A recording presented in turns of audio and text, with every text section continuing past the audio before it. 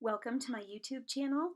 My name is Sarah Peternell. I'm the owner of Family Nutrition Services in Denver, Colorado, and the creator of the 30-day online program called Nourished and Renewed with Hashimoto's. You can find out more about that program in the pinned comments below.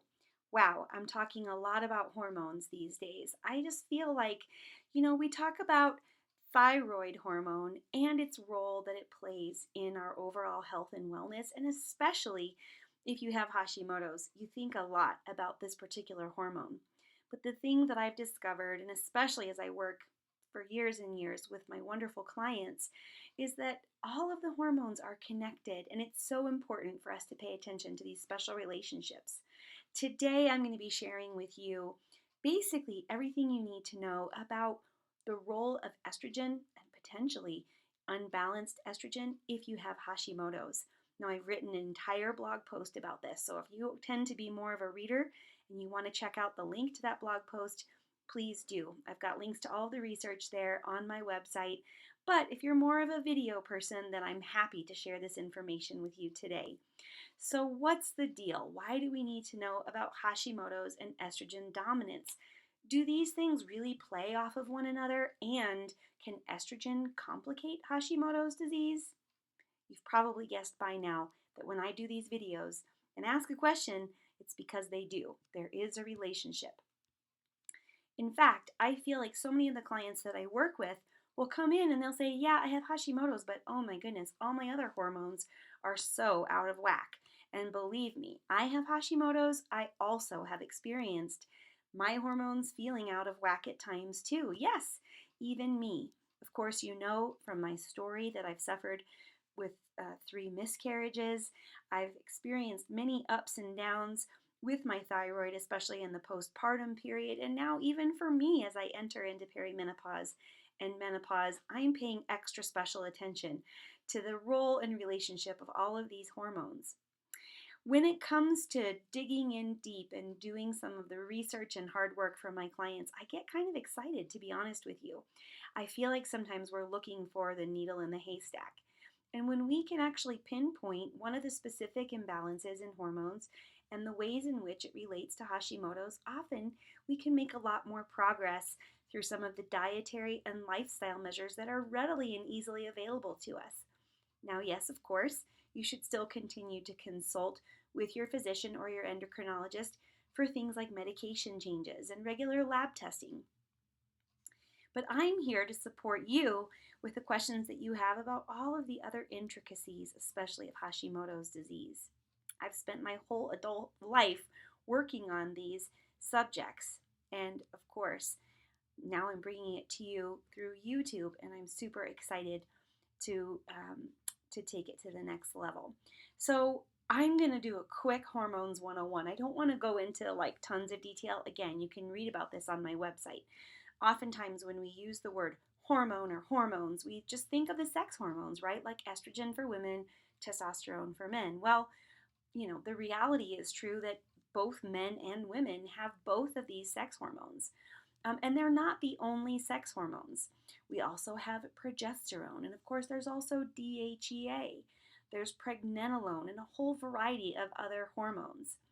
Hormones refer to these substances that are produced by glands in the body, and they serve many purposes, including regulating body temperature like thyroid, balancing blood sugar, helping support a healthy mood, helping us to sleep like, melatonin, and more.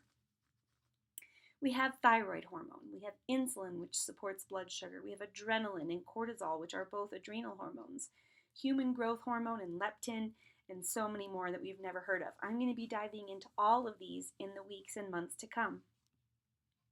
If you just consider the sex hormones, estrogen and testosterone, being secreted by the ovaries and the testes, as well as the adrenal glands, it means that really what we're talking about is that these hormones are not exclusive to one gender, and also neither is progesterone. Although we do consider progesterone to be related to the female body, it is also produced in men, and it is in fact a precursor to testosterone. Progesterone is also released by the ovaries and the adrenal glands. Within estrogen alone, we have 3 types of estrogen. We have estrone, which is E1, estradiol, which is E2, and estriol, which is E3. They get lumped together as estrogen, but they all have their own very special role. So with women in particular, it's important to have the right balance of estrogen and progesterone, as well as testosterone. When one gets too high, it can lead to an imbalance. When one gets too low, it can lead to an imbalance. I just did a video case study on what's going to be basically termed low testosterone in the perimenopause woman. You can watch for that coming very soon. What do imbalance issues look like? Well, too high of testosterone could be maybe an indicator for PCOS or polycystic ovarian syndrome. Too high of progesterone could be premenstrual syndrome. And also other types of hormonal imbalances can increase the risk for certain cancers, such as estradiol and estrone have been indicated in breast cancer in both women and in men. Okay. So what's up with high estrogen? Why do we call high estrogen estrogen dominance, and what does it mean? Well, in a normal menstrual cycle, estrogen and progesterone increase and decrease at different points. In fact, in the weeks prior to ovulation, estrogen rises before dipping once ovulation has occurred. And during the last 2 weeks of the menstrual cycle, progesterone rises to balance out the estrogen. So women make, again, those 3 types of estrogen, as I said, the estradiol, the estrone, and the estriol. So I'm not going to go through the specifics of each one of those. Again, check them out on my blog post. But what I want you to know is that with the start of perimenopause and the menopause journey, women may be experiencing high levels of estrogen and low progesterone simultaneously. And many women suffer significantly from low estrogen as well. These are all cases of unbalanced hormones. Estrogen dominance, however, is not that the overall number of estrogen is high, but that compared to the amount of progesterone, it's more than what the body can deal with. The liver is very essential to help the body process the unneeded or the extra estrogen and the estrogen metabolites. So we have to have a healthy functioning total system, not just healthy functioning sex glands. There are symptoms associated with estrogen dominance, and many of these may feel familiar to you if you know you have estrogen dominance. A decrease in sex drive or irregular menstrual periods, water retention and bloating, swelling and tender breasts, premenstrual headaches, mood swings, weight gain around the midsection, slowed metabolism, brain fog and memory loss, fatigue, sleep problems, PMS, hair loss. I could go on. And in fact, the crazy thing about this is how many of these symptoms overlap between hypothyroidism and estrogen dominance. So a woman who goes into her doctor's office and is like, oh my God, I feel terrible. I have all of these complaints. Her doctor might just say, well, of course, looks like you have hypothyroidism. Here's your medication and I'll see you next year. That is unfortunate for so many people, especially so many of the clients that I work with. Doing instead a full thyroid workup as well as a full hormone panel, whether saliva or serum, can give us so much more information of what's going on behind the scenes. So let's talk about the role of body fat with estrogen dominance. Remember that estrogen and progesterone are both released by both the ovaries and the adrenal glands. Estrogen is also released by fat cells. What? Our fat cells can make hormones? Yes, it's true. It's called aromatization. Okay, so our fat cells actually have an enzyme in it called aromatase. And what it can do is synthesize and make bioestrogen, basically meaning more estrogen within the body from places where it is not needed. The statistics show that if a woman is at over 28% body fat, her estrogen dominance risk factors go up. The more fat you carry, the more estrogen you produce, and vice versa. So if you have too much body fat, chances are you probably are dealing with some estrogen dominance, whether you know it or not. And unfortunately, because it is a vicious cycle, the fatter you become, the more estrogen your body will make, and so on and so forth. And it's very hard to break this cycle. Oftentimes, it can be achieved obviously through nutrition, exercise, and stress reduction tips, but how do you know what really is at the root cause and how do you know where to start? So that's why I'm here today. All right, so the adrenal glands, they have this huge task, among other things, right, of releasing the adrenaline and cortisol, which are the stress hormones in our body. But also they do help to produce and regulate estrogen and progesterone. Some of the raw materials that make progesterone and estrogen are also used to make cortisol, which is the long-term stress hormone that will get you through the long hours and days when you're dealing with a lot of chronic stress, like hello 2020.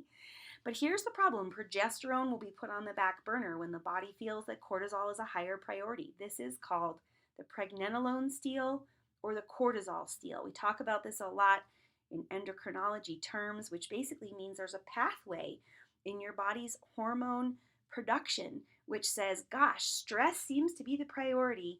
Let's shuttle the raw materials that are needed for hormone production only to the stress hormones and forget progesterone for now. That therein lies the problem. If progesterone production declines, estrogen dominance becomes the result, even if estrogen is not particularly high. Adrenal fatigue, for example, does not allow your body to have all the sex hormones that it needs, because instead the body is sending all of its resources and all of its infinite energy into the production of these critical hormones, adrenaline and cortisol, which not only help you to cope with stress, but help to keep your body alive. So high estrogen has also been found to raise cortisol, essentially making this existing imbalance even worse by converting progesterone into cortisol. So in essence, let me summarize this pattern of hormone production and imbalance for you. High stress plus high body fat leads to estrogen dominance and elevated cortisol, which in turn causes lowered progesterone, and again, more high stress because of that lowered progesterone, which increases body fat, and again, it results in estrogen dominance. This is the cycle, and it's very challenging to know where to start. And then it's hard to know what are the best tips for breaking through to the other side. Now, the relationship between estrogen dominance and the thyroid is very, very important to know. In fact, estrogen in too high of amounts suppresses thyroid function, and it actively halts the conversion of T4 storage thyroid hormone to that active T3 thyroid hormone, which helps you to have energy and to feel your best. So wait a second, what? Too much estrogen can slow down thyroid hormone conversion? Yes, in fact, that's true.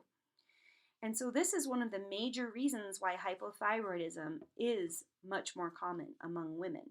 And it also may explain why women show signs of hypothyroidism as they start menopause or perimenopause.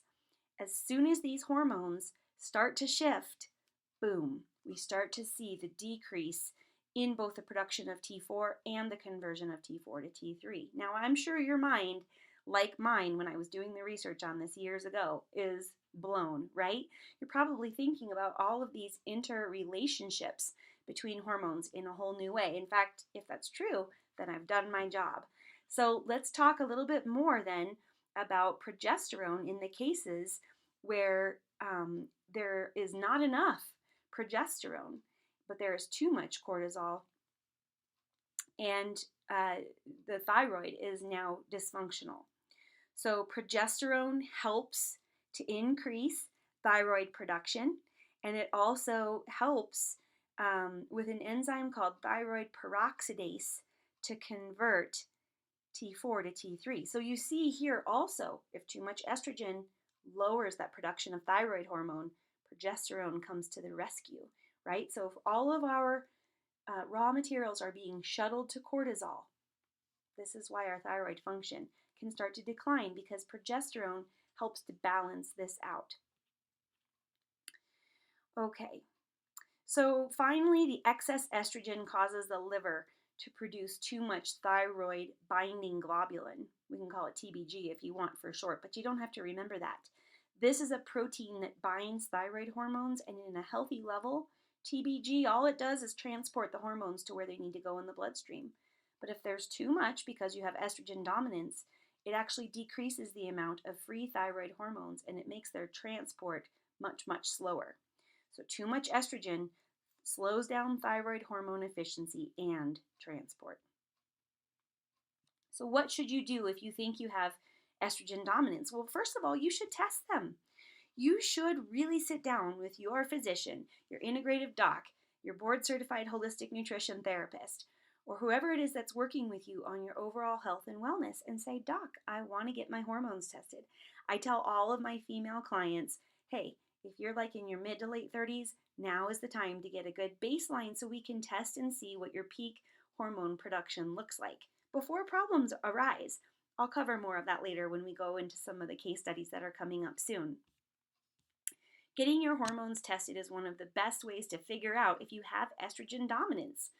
And in fact, it can also help to show you that relationship between your estrogen and your progesterone and your other hormones.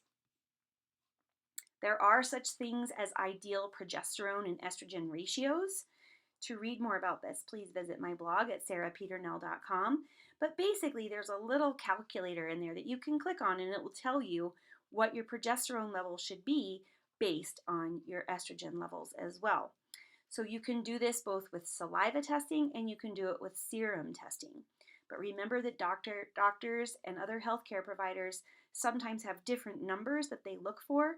So of course, talk to your doctor about your test results, but you can check out this calculator on my blog post to get a good start from where you are. All right, so there is a place where you can order your own labs. If your doctor tends to think maybe it's not the right time, or if there's some reason why maybe managed care or your insurance company is getting in the way, you can get tests for cortisol, DHEA, testosterone, the 3 estrogens, progesterone, and so on and so forth through a great company called True Health Labs. You can find the link in the pinned comments below to get this information for just ordering direct. And then you can run these tests and take them into your doctor's office and sit down and go, okay, what's the deal with this, right? So taking matters into your own hands and being your very best own advocate is always my advice. You can speak with your doctor about the ways in which these labs may be affecting you, whether it's symptoms, whether it's prevention issues, whether it's any concerns that you have about your overall health. And you can also work with a qualified board certified holistic nutrition therapist to learn what are the specific dietary and lifestyle strategies that you can do to bring your hormones back in balance for the betterment of your Hashimoto's. Now, there are some really important steps to this. The first one is practicing daily detox. You know I talk about detox a lot on this channel. Nutrition and lifestyle changes do have a huge impact, and one of the first things that you have to do is get into a rhythm of supporting your liver so that it is able to freely get rid of these estrogen metabolites or excess hormones where they might be causing problems. Also, it's important to know that certain foods and beverages may be contributing to the unwanted hormonal imbalances or the excess estrogen in your body. You can read more about these types of foods and beverages on my website. Definitely the environment that we live in, we are surrounded by chemicals and toxins. We are bombarded like never before. It's important to pay attention to everything in your home, from plastics to beauty care products, and of course, to all of your exposure to things that may be potentially interfering with your endocrine system. And if you have things in your home that you may need to check out, please do visit the Environmental Working Group, which is ewg.org, and visit their Skin Deep website. It's a database that helps you assess whether or not any of the products in your home, especially the things that you're using for skincare, maybe need to be swapped out for something healthier to help with better hormonal balance. You can find that link on my website as well. So, in conclusion today, hormone imbalance obviously directly affects the thyroid. This is true. We know that there are so many puzzling interrelationships between not just our sex hormones and our thyroid hormones, but with all of the other hundreds of hormones within our body. If you want to take control of your health and keep your hormones healthy, visit my blog post and read all of the details about specifics with detox, what types of supplements, what types of lifestyle practices might be beneficial to you. And once you scratch the surface, you may find that you're interested in participating in my Nourished and Renewed with Hashimoto's program. There's an entire module dedicated to hormones that has already helped many people to learn more about the specific relationship that their hormones are having with their thyroid and their Hashimoto's health, and can help them to get to the bottom once and for all. But if you've tried all avenues and you know you're suffering with Hashimoto's plus hormonal imbalances like estrogen dominance or low progesterone, and you're starting to see these effects, whether it's infertility issues, postpartum issues, PCOS, struggles with your menstrual cycle, perimenopause, or menopause, then it's time to work one-on-one directly with me or another board-certified holistic nutrition therapist. I work with people virtually all over the world and all over the country. I'm available to work with you through my Adult Advanced program. Thanks for watching this video, just scratching the surface on the relationship between estrogen dominance and Hashimoto's. I hope you'll check out so many of my other videos, the many blog posts that I have on my website. Feel free to leave comments in the questions down below. Share your own experiences. And again, thanks so much for watching. Share these videos with others that might be helpful for them too. Take care, and I'll see you soon.